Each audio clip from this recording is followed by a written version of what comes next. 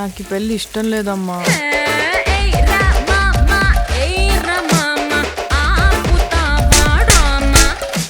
ఆయనలాగే బాగా సున్నితమమ్మా.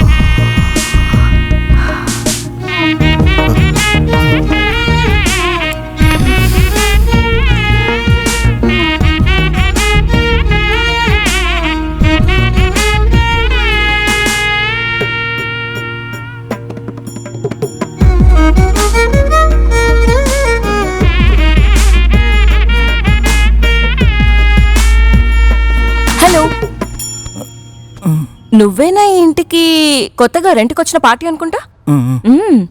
జానకి పెద్దమ్మ చెప్పారు కొత్తగా ఇంటికి ఒక అబ్బాయి రెంట్కొచ్చాడని. అందుకే నువ్వు ఎలా ఉంటావో చూసి వెళ్దామని వచ్చాను. ఐమ్ తానియా. Hello, hi.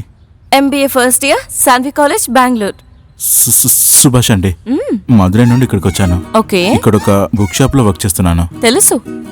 అవును, అడగాలనుకున్నాను, ఎందుకని నువ్వు బుక్ షాప్ లో వర్క్ చేస్తున్నావు? వేరే వర్క్ ఏం ట్రై చేయలేదా? దొరకలేదా? ఏం లేదు, నాకు బుక్స్ చదవడం అంటే చాలా ఇష్టం, అందుకే. బుక్స్ చదవడం ఇష్టం అనుకుంటే ఇంటికి తీసుకొచ్చి చదువుకో. అందుకని నువ్వు అక్కడికి వెళ్ళి వర్క్ చేస్తావా? అలా ఏం కాదు, ఎలా చెప్పాలి. ఓకే ఓకే, అదంతా వదిలేసే. నేను కూడా కొన్ని బుక్స్ తీసుకోవాలి. మీ షాప్ ఎక్కడుందో చెప్పు, ఖచ్చితంగా ఒకరోజు వస్తాను. Okay okay. జానకి కిందేదో లేదు లేదు, నేను వెళ్లే దారిలో నువ్వు రావట్లేదా? టిఫిన్ సెంటర్ ఉంది, అక్కడే నేను రెగ్యులర్ గా తింటాను. Okay okay, see you. Hey, actually నువ్వు నాకు నచ్చేసావు.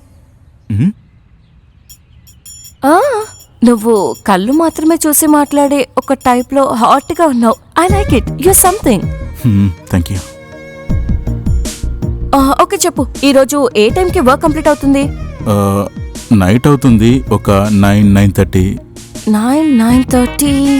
ఓకేలే, జానకి పడుకుంటుంది. నువ్వు డోర్ ని ఎక్కువసార్లు నాక్ చేసేలా క్లోజ్ చేయకు. నేను వస్తాను. ఓకే? అర్థం కాలేదు. డోర్ ని ఓపెన్ చేసి ఉంచుకో అని చెప్తున్నాను. ఎందుకు? ఓ గాడ్, క్లోజ్ చేయకుండా ఉంచమని చెప్తే అర్థం కాదా? నీకన్నీ చెప్తేనే అర్థమవుతాయి కదా? లేదు, చూస్తుంటే అంత ఎక్స్పీరియన్స్ ఉన్న పర్సన్ లా అనిపించట్లేదే. బట్ పర్వాలేదు, దగ్గరుండి నేర్పిస్తాను. నేర్చుకుంటావు కదా?